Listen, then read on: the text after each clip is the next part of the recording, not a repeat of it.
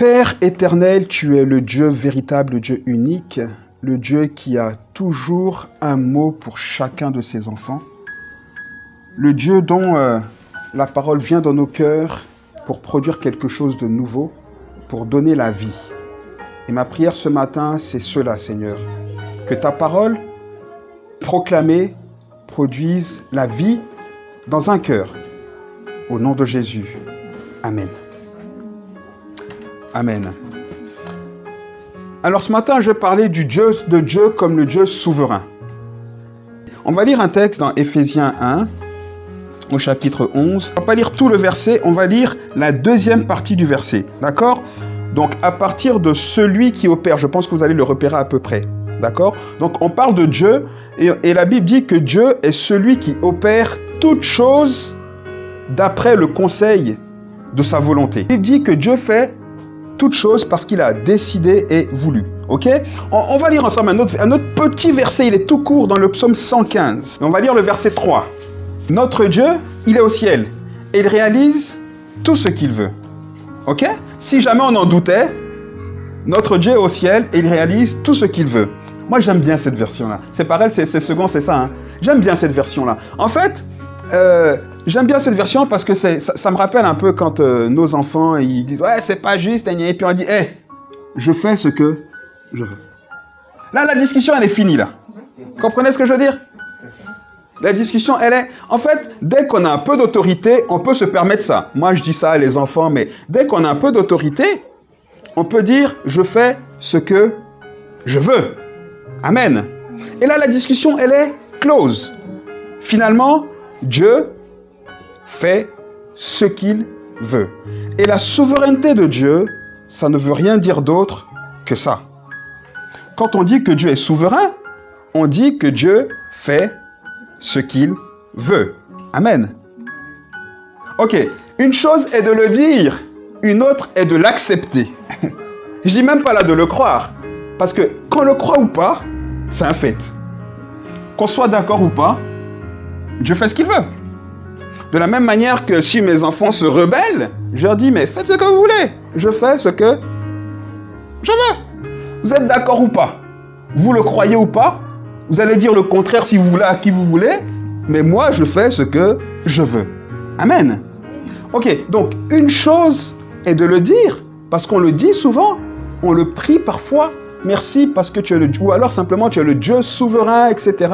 Et d'ailleurs, on le prie toujours dans le Notre Père, hein, à la fin du Notre Père. Car c'est à toi qu'appartiennent le règne, la puissance et la gloire au siècle des siècles. On le dit toujours. Amen. Mais le problème, c'est que dans nos vies, au quotidien, ça crée une telle tension qu'on ne l'accepte pas toujours. Je dis pas qu'on ne le croit pas, hein, mais on ne l'accepte pas. Dieu est souverain. Et pour moi, en tout cas, c'est une excellente nouvelle. Excellente nouvelle. Par contre, la souveraineté de Dieu nous pose des problèmes, notamment quand on est dans des situations un peu comme cette guerre en Ukraine. J'ai entendu un peu les préoccupations dans les prières, et les préoccupations c'est tellement juste. Mais le problème c'est que quand on est face, nous, à ce genre de situation en tant qu'homme, on a l'impression que Dieu justement au ciel il fait ce qu'il veut, et il n'est pas préoccupé par ce qui se passe. J'ai entendu dans les prières, je crois que c'est Isabelle qui a dit « Protège ceux qui n'ont rien fait, les enfants qui n'ont rien demandé. » Et on peut se dire « Mais il est souverain, mais il laisse des enfants mourir, mais c'est quoi ce beans ?» Comprenez ce que je veux dire? Alors, la vérité, c'est que même quand on dit qu'on n'y pense pas, c'est juste par respect hein, pour Dieu. Sinon, au fond du fond, personne ne peut dire qu'il n'y pense pas. D'autant plus quand ce genre de situation nous concerne nous directement. Là encore, l'Ukraine, c'est un peu loin. Donc on est bien gentil, mais on y pense. Mais bon, c'est encore loin. Ok? Mais si tout d'un coup, ça commence à se rapprocher, que l'Allemagne commence à entrer en guerre, là, on va dire « Ouh là, là, ça sent pas bon, là !» Vous comprenez ce que je veux dire? Donc, quand ça commence à nous concerner, c'est plus la même histoire. Et donc, cette réalité de la souveraineté de Dieu nous oblige finalement à vivre avec comme une veste je veux dire, dans laquelle on est coincé. Voyez? On y croit, mais on ne comprend pas. On y croit, mais on ne comprend pas. Comment est-ce qu'un Dieu plein d'amour, et ça je sais que vous l'avez entendu 1001 fois, mais ne le dites pas. Hein. Si vous le pensez, ne le dites pas. Comme un Dieu plein d'amour, qui dit qu'il est plein de grâce, etc., et qui fait ce qu'il veut, permet autant de mal dans ce monde.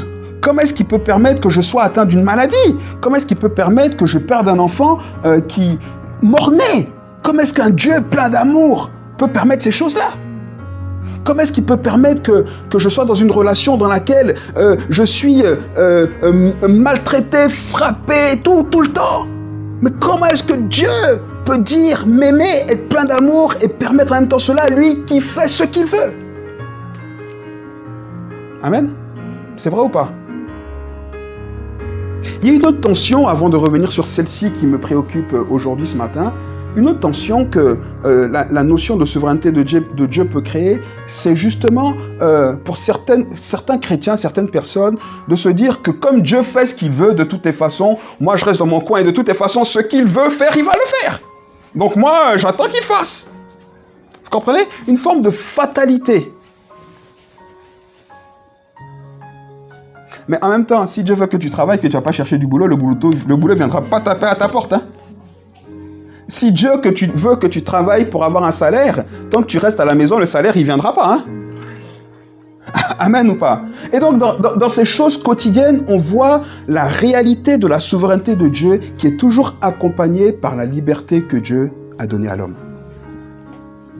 Et c'est ça qui nous cause un problème en fait. On ne comprend pas que Dieu fasse ce qu'il veut et qu'en même temps, il nous donne une part de liberté. Donc finalement, on a l'impression, on se dit, mais en fait, il se sert de nous. Et donc, Dieu est manipulateur. Vous comprenez? On est dans une telle attitude. D'un côté, on a l'impression qu'on voudrait que Dieu gère tout. Mais au final, on a quand même envie d'être libre. Écoutez, en tout cas, moi, c'est aussi des questions que je me pose. Hein. Ceci dit, la Bible nous enseigne clairement que Dieu fait ce qu'il veut. Et Dieu est souverain, ça veut dire qu'il agit comme il veut sur l'étendue de la création. Parce que Dieu est l'auteur de toute la création. Quand je dis l'étendue de la création, ça veut dire que on voit que... Et c'est là qu'on doit commencer justement à se dire que la souveraineté de Dieu, elle a du sens. Et Dieu merci qu'il est souverain. On voit par exemple dans le livre de Job, on ne veut pas rentrer dans le détail, hein, quand le diable trouve le moyen d'accuser Job d'une manière ou d'une autre, il va vers Dieu. Il n'a pas l'autorisation de toucher Job directement. Ok? Il va vers Dieu et il commence à se plaindre à Dieu. Dieu lui dit, mais t'as vu Job? Il dit, ouais, mais tu vois, Dieu lui dit, mais tu vois, Job, c'est un gars qui est bien, il fait ma volonté, il m'aime, il me sert. Et puis il dit, ouais, mais tu vois bien, tu lui donnes tout et tout. Il commence à accuser Job, Ok? Et donc il y a une confrontation là. Finalement, Dieu dit, ok, ben, moi je vais te prouver que Job m'aime et qu'il m'aime pour rien, donc vas-y, fais ce que tu veux. Mais, il lui trace une limite. Il dit, tu peux faire ce que tu veux de Job, mais ne touche pas à sa vie. Amen. Et donc, on voit ici que la souveraineté de Dieu va même au-delà de ce que le diable veut et peut faire. Quelqu'un dit Amen. Et ça doit nous rassurer. Ça doit nous rassurer. Amen. Et on voit ailleurs dans la Bible que Dieu est souverain même avec les personnes qui sont des rebelles. Les personnes qui disent clairement qu'elles sont rebelles contre Dieu. On le voit notamment dans l'épisode de la sortie d'Égypte des enfants d'Israël. Pharaon veut pas les laisser sortir. Dieu le sait. Et Dieu dit, ben moi je vais utiliser Pharaon pour montrer au monde entier comment je suis puissant. Amen. Et donc, il va confronter Pharaon. Pharaon se rebelle, il se durcit. Ce Pharaon qui est complètement, finalement, idiot. Parce qu'il voit la puissance de Dieu. Et au lieu de céder à cette puissance, il résiste. Et Dieu se sert de cette résistance pour montrer sa gloire. Et tous les peuples, finalement, comprennent que, waouh, le Dieu des enfants d'Israël est l'unique Dieu. On en a parlé il n'y a pas longtemps, vous vous en souvenez. Amen. Et donc, on voit que cette souveraineté de Dieu est vraiment sur toute l'étendue de la création. Une chose que cette volonté de Dieu, souveraineté de Dieu crée en nous, hein, je l'ai dit, c'est justement tout ce qu'on peut avoir à reprocher à Dieu. Et bien sûr, on ne le fait pas à nous. Hein. on est des chrétiens. Mais nos cœurs le font. Oui, nos cœurs le font. Même on n'a pas besoin de le dire. Mais nos cœurs le font. On dit, mais Seigneur, mais pourquoi tu me laisses dans cette galère? Qu'est-ce que tu fais? Oh, tu bouges ou pas? C'est quoi ce bazar, Seigneur? Enfin, vous ne parlez pas comme ça à Dieu, j'espère. Quoique il comprend ce langage-là, hein, ce n'est pas un problème. Ok? Et finalement, en fait, on est en train de dire à Dieu que tout ce qui nous arrive, c'est sa responsabilité. Mais parce qu'il est souverain. Mais parce que tu es souverain. Bon sang, tu fais ce que tu veux. Et tu me laisses faire des bêtises. C'est la même question, mais pourquoi Dieu a laissé Adam manger du fruit? Il aurait dû l'en empêcher.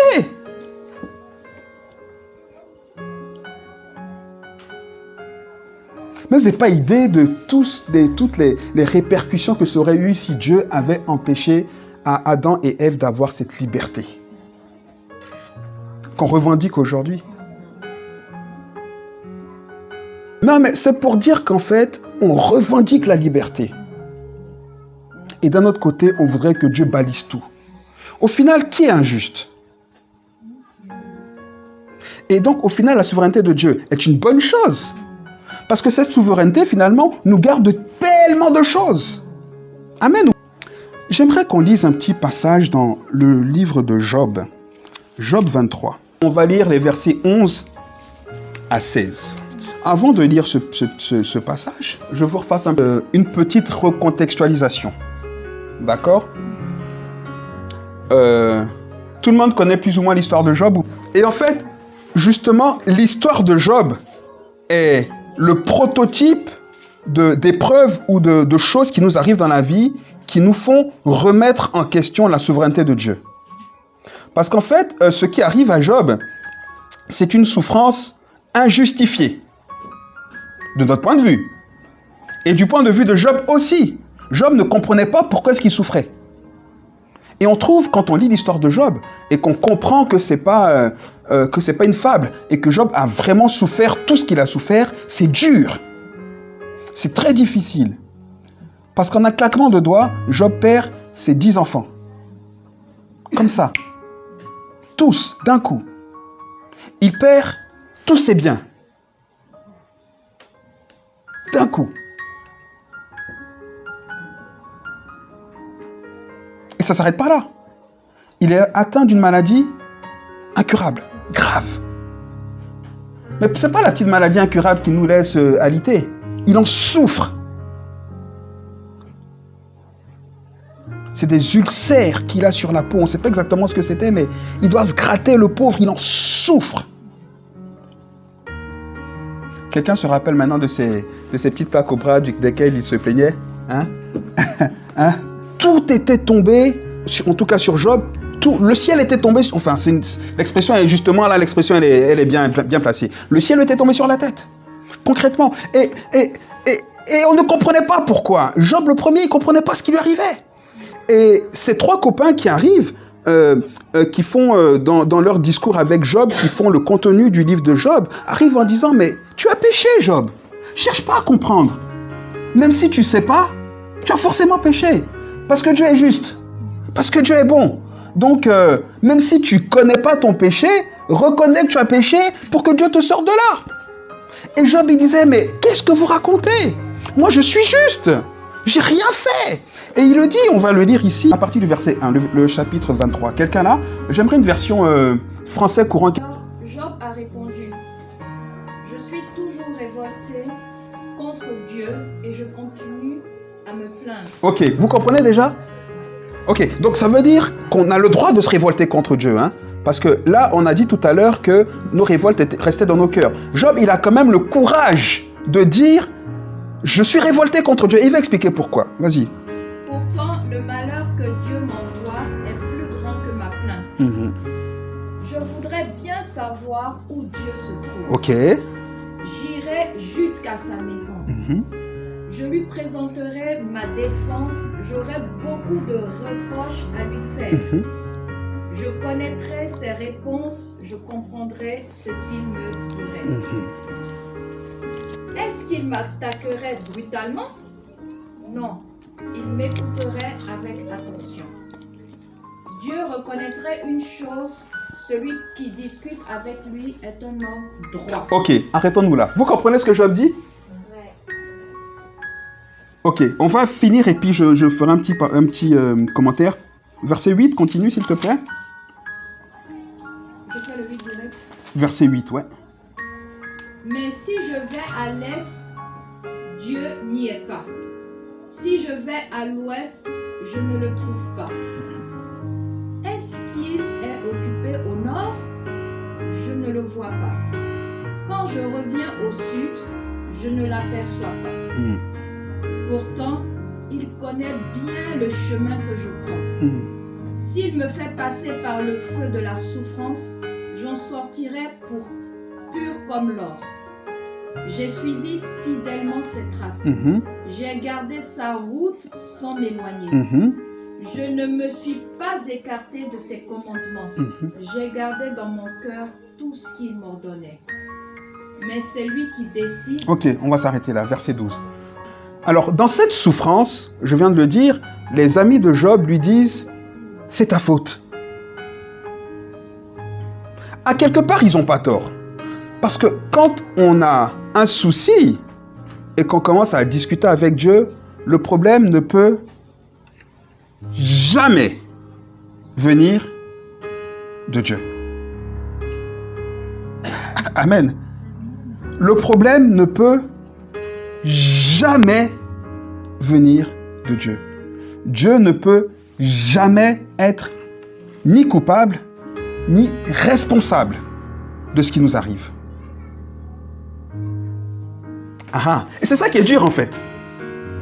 Et là on aimerait que Dieu soit souverain sur tout pour pouvoir lui reprocher des choses. Vous comprenez ce que je veux dire? Et c'est exactement ce que Job fait. Et là Job dit, de un, je souffre. De deux, c'est Dieu qui m'a mis dans cette souffrance. C'est ce qu'il dit au verset 1 et 2. Ok? De trois, il dit, mais le problème c'est qu'il me fait souffrir sans raison. J'ai absolument rien à me reprocher. Tout ce qu'il m'a commandé, je l'ai fait. Et s'il m'éprouvait, je serais pur. Il n'aurait rien à trouver en moi de faux. Et quatrième chose, il dit, mais avec tout ça, j'ai un problème. Il ne me donne même pas l'occasion de me défendre. Je le cherche, mais je ne le vois pas. Je ne trouve même pas pour lui dire, pour défendre mon dossier. À quelque part, Job est en train de dire à Dieu ou de Dieu qu'il est responsable de ce qui lui arrive, qu'il est injuste. Et plus grave, il est lâche. Parce que tu me fais retomber des choses dessus et t'es pas là pour t'expliquer. Ça s'appelle la lâcheté, non? Et tu veux même pas m'écouter. C'est ça la lâcheté. T'as fait un truc et tu pars. Je te cherche et je te vois plus. On est d'accord? Être lâche, c'est ça, hein? Oui, non? Donc finalement, c'est ce que Job dit. À demi-mot, là. C'est fort quand même. Et ça nous fait comprendre, parce que la vérité, c'est que si chacun de nous, là, ici, n'ira pas jusque-là, dans les propos, dans le cœur, on y est souvent, hein. Dans le cœur, on y est souvent. Attention, je ne suis pas en train de dire que Dieu nous cogne parce que... Non, je veux dire que c'est humain. C'est normal. C'est normal. Ok? Mais c'est parce que Job n'avait pas compris quelque chose. Hein. Ok? D'accord. Donc, on voit que Job, là, il est complètement en train de remettre Dieu en question. Et il ajoute une chose qui, justement, qui m'épate. Qui va justement nous faire comprendre cette tension qu'on a entre le désir de croire et de marcher dans la réalité que Dieu est souverain, et d'un autre côté, le désir qu'on a de liberté. Après avoir dit tout ça, on va lire les versets 12, c'est ceux qui nous intéressaient d'ailleurs, hein. 12 à 16, est-ce qu'on peut les lire dans une version simple?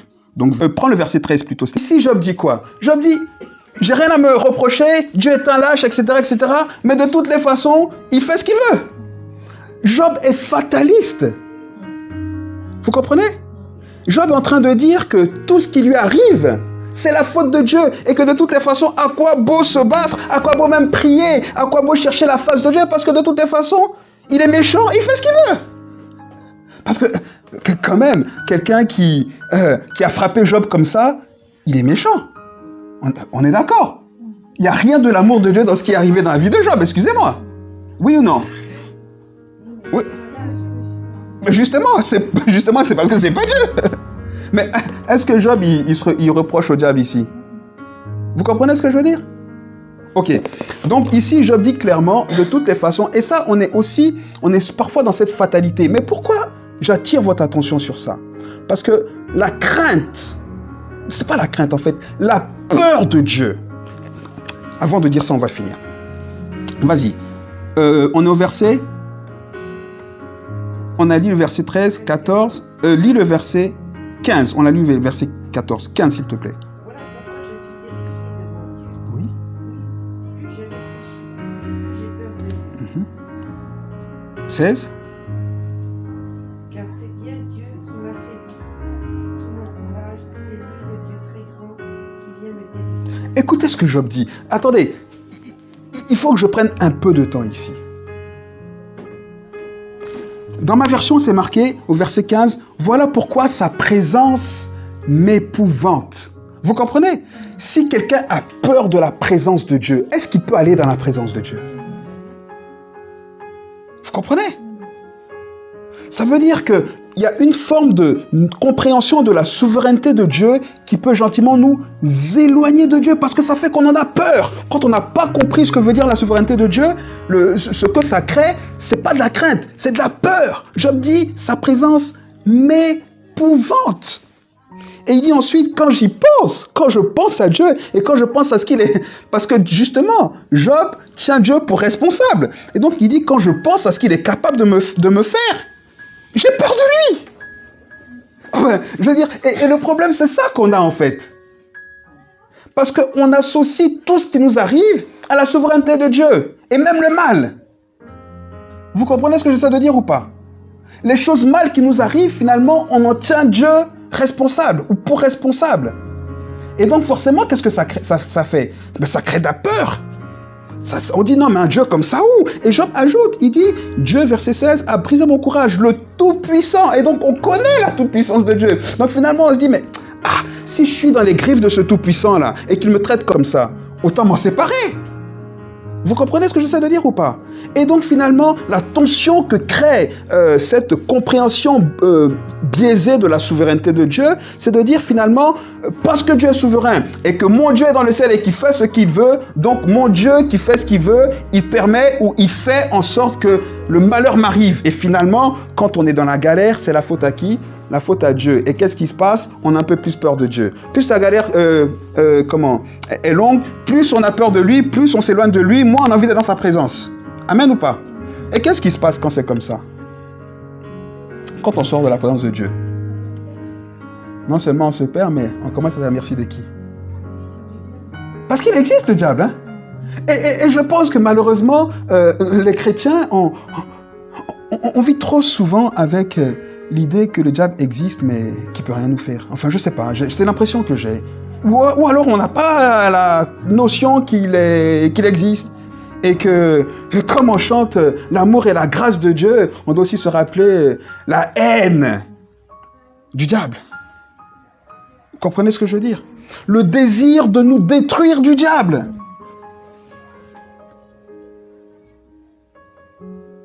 Et le problème, c'est qu'à cause de cette liberté qu'on revendique et que Dieu a voulu, rappelez-vous, hein, cette liberté, elle a commencé quand? Elle a commencé dans Genèse 2. La Bible dit que quand Dieu a créé l'homme et qu'il l'a mis dans le jardin, Genèse 2, verset 16, il lui a dit, maintenant, tu peux manger de tous les arbres, sauf celui-là.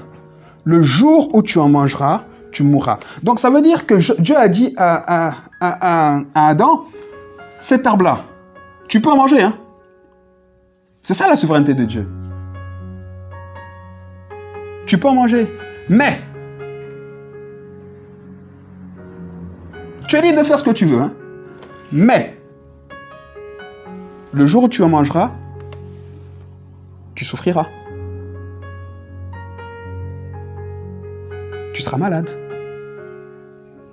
Tu auras des troubles psychologiques. Ta relation avec toi-même là sera complètement biaisée. Tu en voudras à ton frère, tu voudras le tuer. Et ça n'a pas loupé. Les 2 fils d'Adam se sont battus et un a tué l'autre. Vous comprenez? Et pourtant, Adam aurait pu justement, librement, ne pas manger du fruit. Il aurait pu librement obéir. Parce que la souveraineté de Dieu s'accompagne avec la liberté de Dieu qui toujours nous pousse à l'obéissance, qui est la bonne chose pour nous. Amen ou pas? Parce qu'au final, la souveraineté de Dieu comporte quoi dans son idée? Dieu dit, je suis souverain et ma souveraineté, c'est que pour vous, ne vous arrive que des choses bonnes. Mais quand vous prenez ma souveraineté et que vous la contournez, qu'est-ce qui vous arrive? Vous ouvrez aux choses néfastes. C'est ça.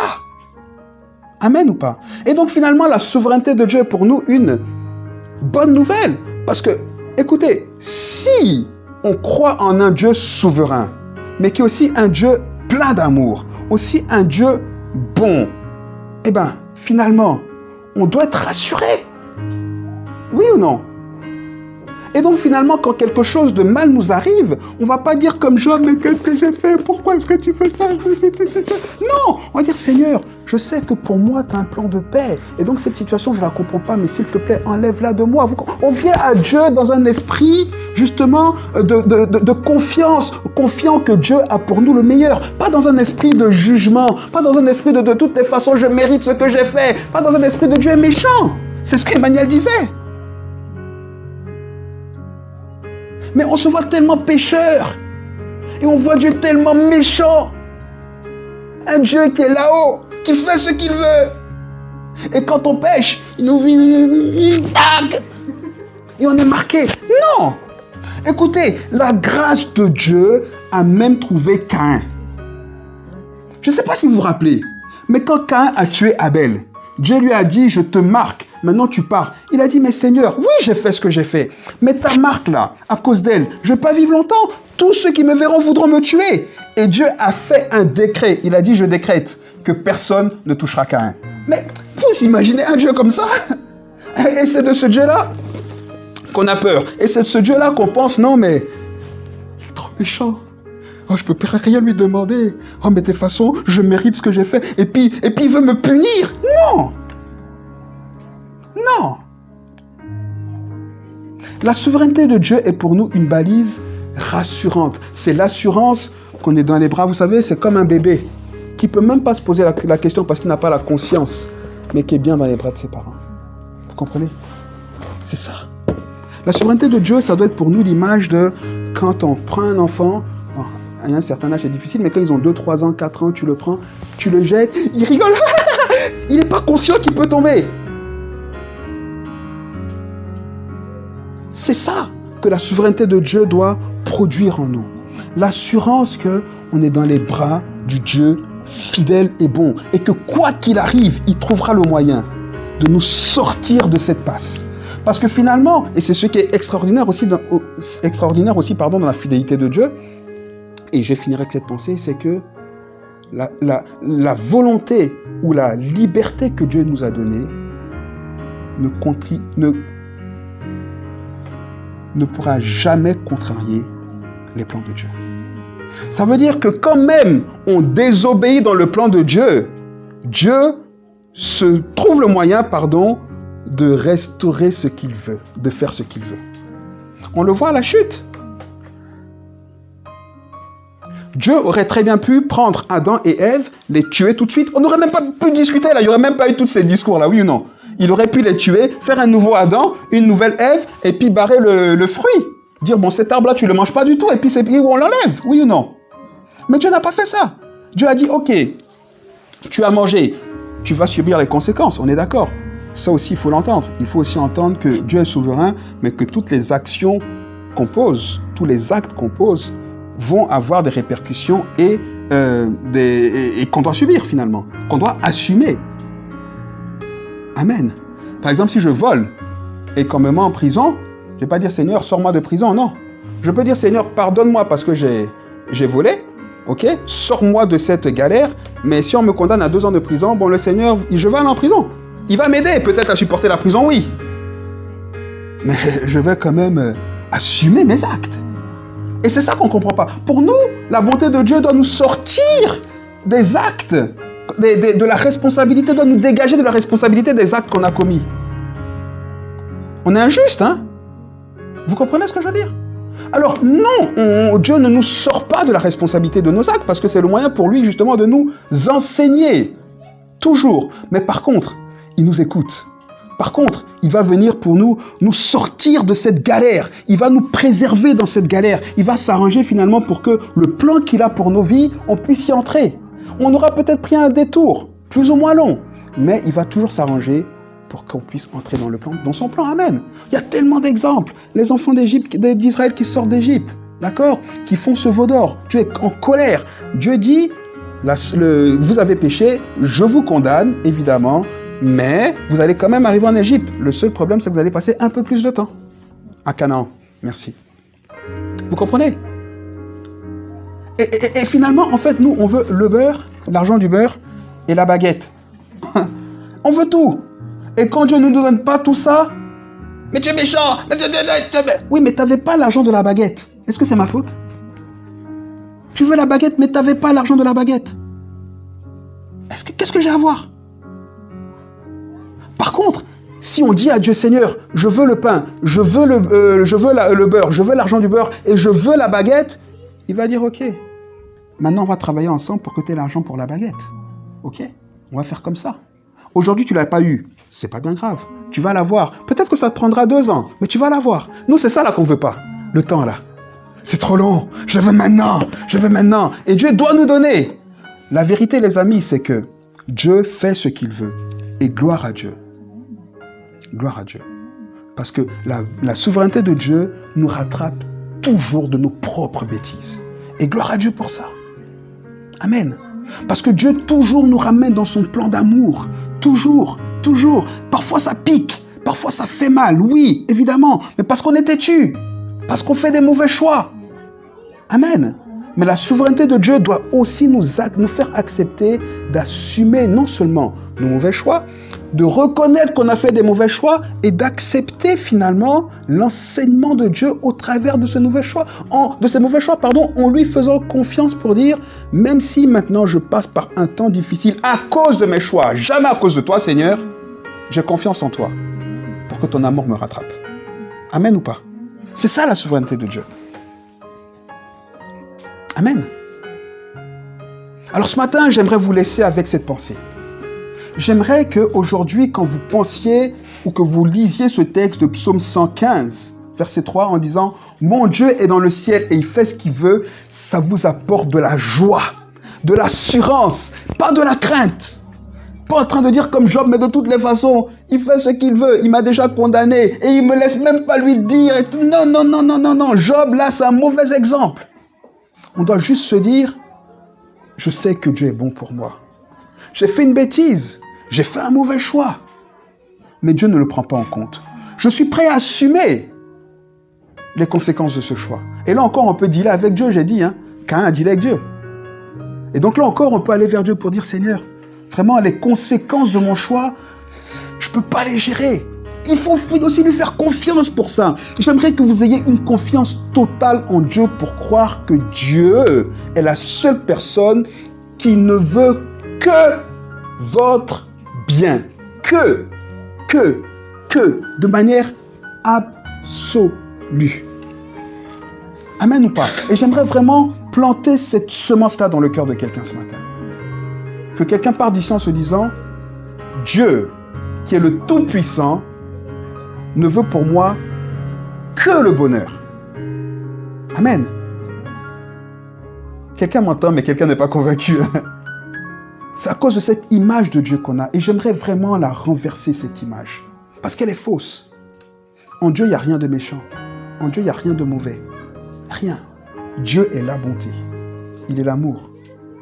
Il est la fidélité. Il est la grâce. Il n'a pas ces choses, comme j'aime à le dire. Il est ces choses. Amen. Amen ou pas? Amen. Si j'ai du parfum, je peux sentir bon. Si j'en mets. Si j'en mets pas, c'est compliqué. Mais si je suis un parfum, je sens bon, indépendamment des circonstances. Vous comprenez ce que je veux dire? Et donc Dieu n'a pas toutes ces choses. Il est toutes ces choses. Ça veut dire que qu'on le veuille ou qu'on ne le veuille pas, qu'on le croit ou qu'on ne le croit pas, ça dépend de nous, mais Dieu est ce qu'il est. À nous finalement de mettre le parfum. À nous de laisser agir Dieu comme il est dans nos vies, de croire ce qu'il est pour qu'il puisse justement avoir cette œuvre-là dans nos vies. Il est la bonté, croyons et laissons-le être bon dans nos vies. Il est l'amour, croyons et laissons-le apporter l'amour dans nos vies. Il est la paix, croyons et laissons-le apporter la paix dans nos vies. Amen. Indépendamment de ce qu'on croit ou de ce qu'on ressent. À Dieu la gloire.